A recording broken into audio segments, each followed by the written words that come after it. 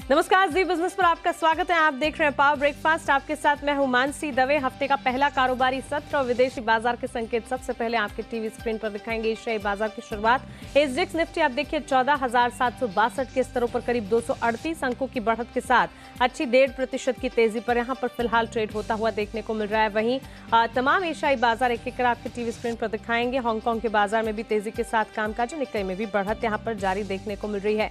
इस बीच अगर शुक्रवार की क्लोजिंग से लेकर ओपनिंग तक के डाउ फ्यूचर्स के दाम की बात करें 31,368 से 31,124 पर ये देखने को मिलेंगे। वहीं गोल्ड आप देखिए जहां शुक्रवार के दिन $1,763 पर ये बंद हुआ था, $1,824 पर फिलहाल ट्रेड देखने को मिला। वहीं ब्रेंट क्रूड की अगर बात करें $66 के पास यहां पर ये इंटैक्ट देखने को मिल रहा है। चलिए विदेशी बाजार के संकेत एक बार विस्तार से जान लेते हैं, क्या कुछ हुआ है शुक्रवार से लेकर अब तक। अमेरिकी बाजार में भी काफी कुछ रहा, ये सब क्या है जानते हैं विस्तार से दीपांशु से। दीपांशु, गुड मॉर्निंग, बताएं। Good morning Mansi. और पिछले हफ्ते की बिकवाली के बाद आज आप कह सकते हैं कि बेहद अच्छे संकेत आ रहे हैं। आज सुबह एशिया के बाजारों में आप रिबाउंड देख रहे हैं। डाउ फ्यूचर्स में अच्छी तेजी है, एसजीएक्स निफ्टी भी पॉजिटिव है। देखना पड़ेगा कि ये आगे सस्टेन होता है कि नहीं। साउथ कोरिया के बाजार आज बंद रहेंगे। काफी अहम हफ्ता रहने वाला है क्योंकि फरवरी महीने का जॉब्स डेटा आएगा यूएसए और वहां से देखना पड़ेगा कि आर्थिक स्थिति में एक्चुअली सुधार हो रहा है या नहीं, और उसके बाद जो बॉन्ड यील्ड पर इंपैक्ट आता है। इसके अलावा 4 मार्च के दिन जेरोम पावेल साहब इकोनॉमी पर बात करने वाले हैं, तो उनके आउटलुक पर नजर रहेगी। ओपेक की बैठक होने वाली है, देखना पड़ेगा कि आउटपुट बढ़ाने पर क्या कमेंट्री आती है। और साथ ही यूके का बजट आने वाला है इस हफ्ते, और यूरोप से भी काफी अहम आर्थिक डेटा आएगा। तो काफी बिजी हफ्ता रहने वाला है डेटा के लिहाज से। शुक्रवार को देखें तो अमेरिकी बाजारों में मिला जुला एक्शन रहा। हालांकि डाउ पर फिर से बिकवाली का दबाव था, उतनी बड़ी बिकवाली नहीं रही, पर 470 अंक गिरकर डाउ दिन के निचले स्तरों के करीब ही बंद हुआ। हालांकि टेक्नोलॉजी शेयर्स में अच्छा रिबाउंड रहा और नैस्डैक पर आधे % की आपने बढ़त आते हुए देखी। थर्सडे के बॉन्ड एक्शन के बाद बॉन्ड यील्ड में थोड़ी सी गिरावट रही, जिसकी वजह से बाजारों को सहारा मिला। हालांकि फिर भी हमने बिकवाली जरूर देखी है, बट बॉन्ड यील्ड के फिसलने से थोड़ा टेक्नोलॉजी शेयर्स को इन पर्टिकुलर सहारा मिलते हुए दिखा है। यूएस की कांग्रेस ने जो बाइडेन साहब के $1.9 ट्रिलियन के स्टिमुलस प्लान को अब मंजूरी दे दी है। तो देखना पड़ेगा कि सेनेट पर इस पर क्या निर्णय लिया जाता है इस महीने। इसके अलावा अगर आप देखें तो जॉनसन एंड जॉनसन की कोरोना वैक्सीन को भी मंजूरी मिल गई है। तो अब यूएस में 3 कोरोना वैक्सीन के विकल्प उपलब्ध हैं। इसके अलावा अगर आप देखें तो पिछला हफ्ता वैसे बाजारों के लिए काफी खराब रहा। डाउ लगभग 1.5% से ज्यादा फिसला है। S&P 500 2.5% नीचे था और नैस्डैक यहां पर 4% की गिरावट आपने पिछले हफ्ते आते हुए देखी है। कच्चे तेल यहां पर हम रिबाउंड देख रहे हैं $65 के पार, बल्कि 65.5 के पार आपको ब्रेंट दिखेगा। सोने पर अभी भी दबाव है, डॉलर इंडेक्स थोड़ा रिवाइव होकर आया है। तो ये कुछ और ग्लोबल क्यूज हैं आपके लिए। ऑलराइट, तो सारे के सारे ग्लोबल क्यूज अब आपके सामने और एशियाई बाजार में अच्छा रिबाउंड जहां पर देखने को मिल रहा है। चलिए आगे बढ़ते हैं और अमेरिकी बाजारों की चाल पर बात करने के लिए हमारे साथ हैं global market expert Ajay Bagga ji. Ajay sir, good morning, स्वागत है आपका जी बिजनेस पर। सबसे पहले तो बाइडेन के कोविड रिलीफ पैकेज को यूएस हाउस से मंजूरी मिल चुकी है। 2 चीजें आपसे यहाँ पर समझना चाहूंगी sir.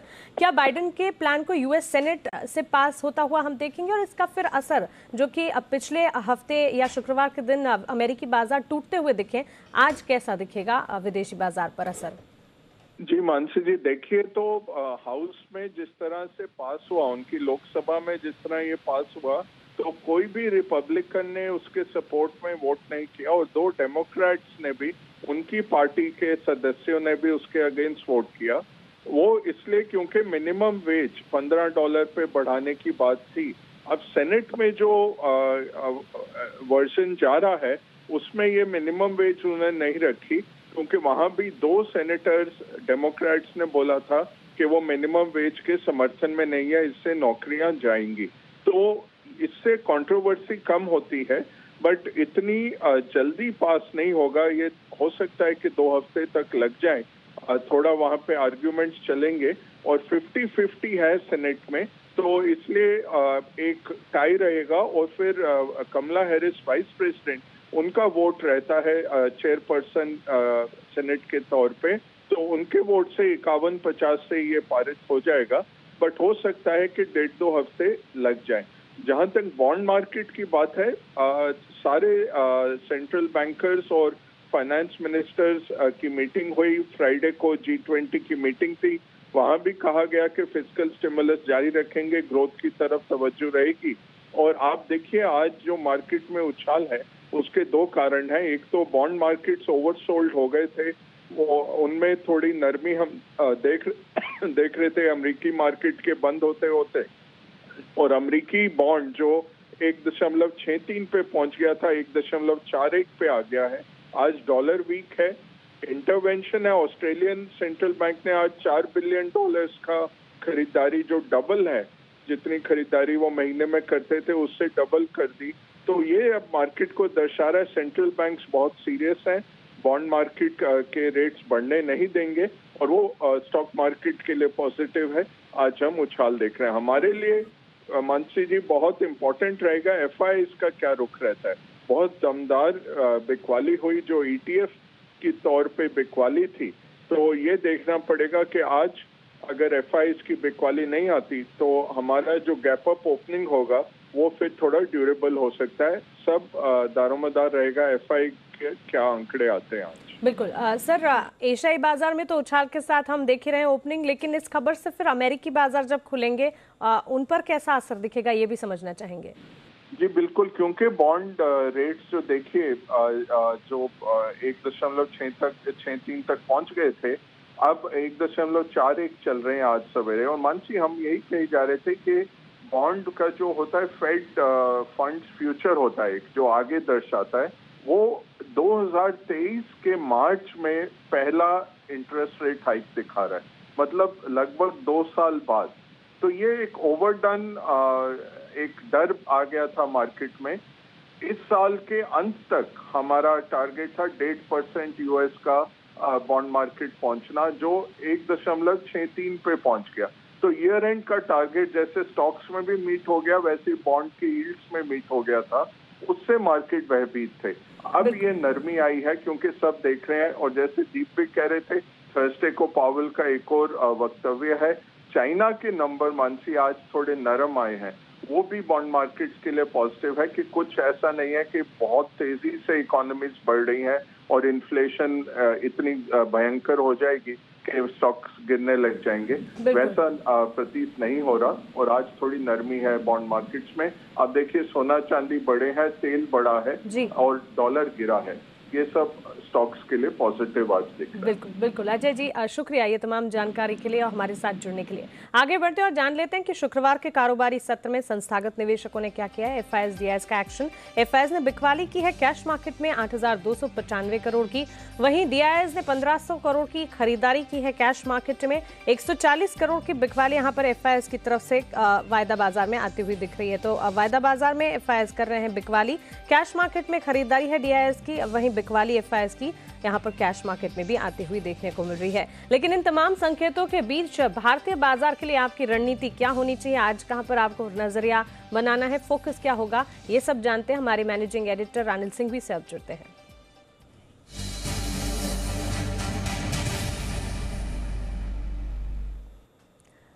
Anil sir, good morning.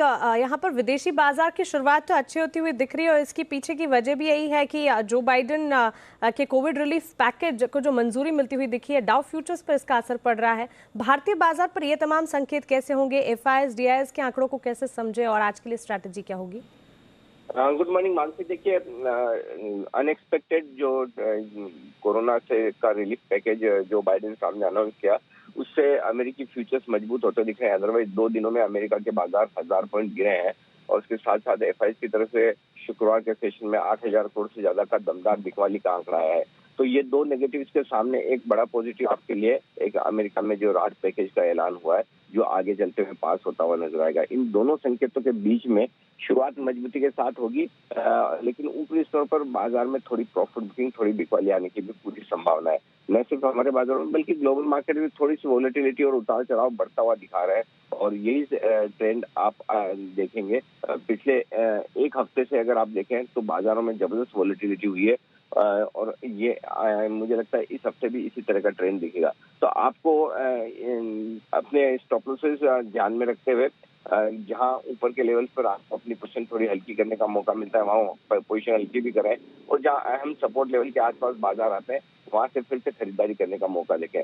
अब जो आज के लिए इम्पोर्टेंट सपोर्ट लेवल है निफ्टी पर, वो आपके लिए 14,465, 14,525 का करेगा काम। ऊपरी स्तरों पर 14,725, 14,800 यहाँ तक जाने की संभावना बनती है निफ्टी की। और उसके बाद देखेंगे 14,800 के ऊपर निकल कर टिका तो फिर ट्रेंड रिवर्सल के संकेत आते हुए नजर आएंगे। बैंक निफ्टी का जहां तक सवाल है 34,275 बैंक निफ्टी पर मजबूत सपोर्ट के तौर पर काम करेगा। 36,101 हल्की रुकावट का लेवल है। एक बार अगर उसको पार किया और उसके ऊपर खुले तो माफ कीजिए 35,100 उसके ऊपर खुले तो 35,575 35,700 ये बैंक निफ्टी के लिए ऊपर का टारगेट निकल कर आएगा। इन पर आपको रखनी है नजर। बिल्कुल अनिल सर, शुक्रिया ये पहली स्ट्रैटेजी हमें बताने के लिए। चलिए अब आगे बढ़ते हैं और क्विकली आपको खबरों वाले शेयर्स भी बता देते हैं दीपांशु से। दीपांशु बताएं। काफ़ी सारे अहम ट्रिगर्स हैं। एक तो नतीजे आएंगे लिंडे इंडिया के, साथ ही डिविडेंड पर बोर्ड बैठक है। फरवरी महीने के ऑटो बिक्री आंकड़े आएंगे। आज से स्पेक्ट्रम नीलामी शुरू हो रही है, तो टेलीकॉम स्टॉक्स पर नजर रखिए। मार्जिन रूल्स का सेकंड फेज आज से लागू होगा, तो ये एक बहुत ही बड़ा इवेंट है, ट्रिगर है आज के लिए, वहां पर आप रखिए नजर। टाटा स्टील पार्टी पेड शेयरों के पेमेंट पीरियड आज से शुरू होने वाला है। शिपिंग कॉर्पोरेशन विनिवेश के लिए ईओआई जमा करने की आज आखिरी तारीख है, और साथ ही पावर ग्रिड यहां पर भी अंतरिम डिविडेंड पर बोर्ड बैठक है। खबरों की बात करें, Indian oil corporation Panipat refinery के क्षमता विस्तार के लिए लगभग 33,000 करोड़ के निवेश को बोर्ड ने मंजूरी दे दी है। इसके साथ ही अब यहां पर capacity 15 million tonne per annum से बढ़कर 25 मिलियन टन पर एनम हो जाएगी। सितंबर 2024 तक कामकाज पूरा होने का अनुमान है। इसके साथ ही मार्जिन्स में भी सुधार होगा जब इनकी क्षमता बढ़ेगी। टाटा मोटर्स फ्राइडे मार्केट्स बंद होने के बाद इनका जो जेएलआर और पूरी कंपनी का इन्वेस्टर डे था उसकी प्रेजेंटेशन सामने आई है। काफी बड़े प्लान्स हैं। एक तो जेएलआर के लिए Q4 की रिस्ट्रक्चरिंग के तहत 1.5 बिलियन पाउंड्स का राइट ऑफ करने जा रही है कंपनी। इसके अलावा FY23 तक कैश फ्लो पॉजिटिव होने का लक्ष्य है। मार्केट शेयर बढ़ाने पर फोकस रहेगा और 2024 तक सालाना 25,000 करोड़ के निवेश का लक्ष्य है इलेक्ट्रिक व्हीकल्स के लिए। पैसेंजर व्हीकल्स की बात करें तो FY23 तक कारोबार को फ्री कैश फ्लो पॉजिटिव करने का लक्ष्य है। सीवी कारोबार को डबल डिजिट मार्जिन्स में लाने का प्लान कर रही है। KAC इंटरनेशनल यहां पर कंपनी ने 1140 करोड़ रुपए के नए ऑर्डर्स जीते हैं ट्रांसमिशन, डिस्ट्रीब्यूशन, रेलवे और सिविल कामकाज के लिए। रेलटेल रेल मिनिस्ट्री से लगभग 106 करोड़ रुपए का ऑर्डर मिला है। और बल्क डील्स की बात करें तो हमने देखा भारतीय एयरटेल फ्राइडे को इंटीग्रेटेड कोर एशिया ने यहां पर 3.7 करोड़ शेयर्स बेचे हैं 556 के भाव पर। और रेलटेल लिस्टिंग के दिन गोल्डमैन सैक्स ने 37 लाख शेयर्स खरीदे हैं 113.5 के भाव पर। निपॉन इंडिया ने लगभग 50 लाख शेयर्स खरीदे हैं 109 के भाव पर। और निपॉन इंडिया मल्टी फंड ने 20 लाख शेयर्स खरीदे हैं 116.3 पर शेयर के भाव पर। बिल्कुल दीपांशु, शुक्रिया खबरों वाले शेयर्स हमें बताने के लिए। चलिए आगे अब आज के लिए इंपॉर्टेंट ट्रेडिंग कॉल्स आपको बता देते हैं। कुछ 4 या 5 ट्रेडिंग कॉल्स हैं और सारी की सारी खरीदारी को कॉल्स आज देखने को मिलेगी। शुरुआत करेंगे आनंद राठी सिक्योरिटीज की राय से। मास फाइनेंशियल यहाँ पर खरीदारी की राय ये दे रहे हैं। 970 के टारगेट्स को ध्यान में रखें। 820 का एक स्टॉप लॉस यहाँ पर आपको लगाना होगा। एक्सिस सिक्योरिटीज की तरफ से 2 कॉल्स आई हैं, दोनों ही कॉल्स खरीदारी की हैं। शुरुआत यहाँ पर पेट्रोनेट LNG और ब्लू स्टार दोनों पर खरीदारी की राय। ब्लू स्टार 900 के टारगेट्स को ध्यान में रखा जाए। 858 का स्टॉप लॉस लगाएगा, खरीदारी कीजिएगा। इसके अलावा पेट्रोनेट LNG यहाँ पर भी बाय कॉल इनिशिएट की जा सकती है। 265 के टारगेट्स को ध्यान में रखते हुए 251 का एक स्टॉप लॉस आपको लगाना होगा। चॉइस ब्रोकिंग की तरफ से कैस्ट्रॉल इंडिया पर खरीदारी की राय आती हुई दिखी। यहाँ पर खरीदारी की जा सकती है। 138 के टारगेट्स यहाँ पर आपको मानकर चलने हैं और स्टॉप लॉस यहाँ पर आप जो लगाएंगे 125 का, इसे मानकर चलें। तो 4 कॉल्स और चारों के 4 खरीदारी की तरफ। बाजार पर आपकी रणनीति क्या होनी चाहिए, ये जानने के लिए चलिए अब हमारे साथ kiranjadhav.com के आशीष केलकर जुड़ गए हैं, उनसे बातचीत करते हैं। आशीष, गुड मॉर्निंग, स्वागत है आपका जी बिजनेस पर। इंडेक्स पर आपका नजरिया, शुक्रवार के दिन तो जो भारी गिरावट देखने को मिली थी, आज फिर ट्रेंड कैसा लग रहा है, साथ ही अपने रिकमेंडेशन भी आप बता दीजिए। गुड मॉर्निंग मानसी जी। देखिए निफ्टी में थोड़ा गैप अप के साथ ओपनिंग होने की संभावना चार्ट के ऊपर दिखाई दे रही है। अगर हम निफ्टी में 14,700 के ऊपर टिके रहते हैं तो मैं मानता हूं 14,920 तक जाने की संभावना मुझे निफ्टी के ऊपर दिखाई दे रही है। और नीचे की तरफ जो इम्पोर्टेंट लेवल चार्ट के ऊपर दिखाई दे रहा है वो है करीबन 15,550 का। गैप अप के बाद ये स्तर बहुत ही इम्पोर्टेंट रहेगा। उसी तरह से हम बैंक निफ्टी की अगर हम बात करते हैं तो बैंक निफ्टी में भी कुछ इसी तरह का फॉर्मेशन बनता हुआ दिखाई दे रहा है। मैं मानता हूँ बैंक निफ्टी के लिए बहुत इम्पोर्टेंट लेवल जो रहेगा वो रहेगा 35,100 का। 35,100 के ऊपर अगर हम टिकते तो मैं एक अच्छी बढ़त देख रहा हूं, जो कि 35,500 तक बैंक निफ्टी को लेके जाने की संभावना है। इंपॉर्टेंट लेवल जो बैंक निफ्टी के लिए रहेगा वो फ्राइडे का क्लोजिंग जो है 34,800 का, वो बहुत ही इंपॉर्टेंट रहेगा। मेरे 2 ट्रेडिंग कॉल्स है, एक खरीदारी का है और एक बिकवाली का है। खरीदारी में HCL टेक का फ्यूचर खरीदारी करने की सलाह होगी जिसका क्लोज करीबन 915 है। स्टॉप लॉस 905 का रहेगा, पहला लक्ष्य 932 का, दूसरा लक्ष्य 940 का रहेगा। और एक स्टॉक है जिसमें बिकवाली हावी होते हुए हम शायद देख पाएंगे, जो एग्रेसिव ट्रेडर है उनको ही ये ट्रेड करना चाहिए। एशियन पेंट्स में बिकवाली करने की सलाह होगी। इसमें फ्यूचर जो है 2291 पे बंद हुआ है, स्टॉप लॉस 2320 का होना चाहिए और एक लक्ष्य रहेगा 2250 का। ओके आशीष जी, शुक्रिया ये तमाम जानकारी के लिए और हमारे साथ जुड़ने के लिए। इस बीच आप एक बड़ी खबर यहाँ पर देख रहे हैं, प्रधानमंत्री मोदी ने कोरोना वैक्सीन का पहला डोज लिया है। दिल्ली के एम्स में जाकर इन्होंने वैक्सीन लगवाया है। यहाँ पर आप देखिए, कोरोना के बढ़ते मामलों के बीच अवेयरनेस क्रिएट करना काफ़ी ज़रूरी हो भी चुका है और जिस तरह से हम देख रहे हैं कि काफ़ी मामले जो एक तरह से अचानक एकाएक बढ़ते हुए देखने को मिल रहे, इस बीच प्रधानमंत्री मोदी ने कोरोना वैक्सीन का पहला डोज दिल्ली के एम्स में जाकर लिया है। यहाँ पर आप फुटेज देख रहे हैं आपके टीवी स्क्रीन पर। ब्रेक के बाद स्वागत है आपका कमोडिटी बाजार में। आज की रणनीति समझते हैं मोतीलाल ओसवाल कमोडिटीज के अमित सचदेजा से। अमित जी गुड मॉर्निंग, स्वागत है आपका जी बिजनेस पर। सबसे पहले गोल्ड निचले स्तरों पर है 8 महीनों के, साथ ही चांदी अपने आप को संभालने की पूरी कोशिश में, और कच्चे तेल में हम हल्की बढ़त के साथ ट्रेड देख रहे हैं। तीनों कमोडिटीज पर आज के लिए आउटलुक क्या है? जी गुड मॉर्निंग। देखिए, यूएस 10 ईयर बॉन्ड यील्ड 1.5% के ऊपर जाने के बाद हमने देखा कि गोल्ड के ट्रेडर्स में थोड़ा पैनिक सेट इन हुआ और $1760 जो स्पॉट में लेवल थे वो निकल गए। तो इसके चलते हमने गोल्ड में मल्टी मंथ लोस टेस्ट होते हुए देखे हैं और मुझे लगता है शॉर्ट टर्म बेसिस ये गिरावट जारी रहने की उम्मीद है। तो उछाल पर बिकवाली की सलाह देना चाहूँगा। 46,100 46,200 के आसपास अगर मिले तो बिकवाली कर सकते हैं और डाउन साइड में 45,500 के न्यू रिसेंट लोस ले सकते हैं। सिमिलरली चांदी में भी अगर 69,400 500 के आसपास दिखे तो बिकवाली की जा सकती है 70,000 के ऊपर के स्टॉप लेकर, और डाउन साइड में करीबन 67,500 67,800 के टारगेट लिए जा सकते हैं। साथ ही क्योंकि ये हफ्ते ओपेक की बैठक है 4 मार्च को, तो उसके चलते क्रूड ऑयल कहीं ना कहीं तेजी की तरफ बना रहेगा और मुझे लगता है कि डिप पे बाइंग की जा सकती है 4570 के करीब डोमेस्टिक मार्केट में, और अपसाइड में 4,670 के टारगेट लिए जा सकते हैं। बिल्कुल अमित जी, शुक्रिया ये तमाम जानकारी के लिए और कमोडिटी मार्केट्स पर अपने रिकमेंडेशन हमें बताने के लिए।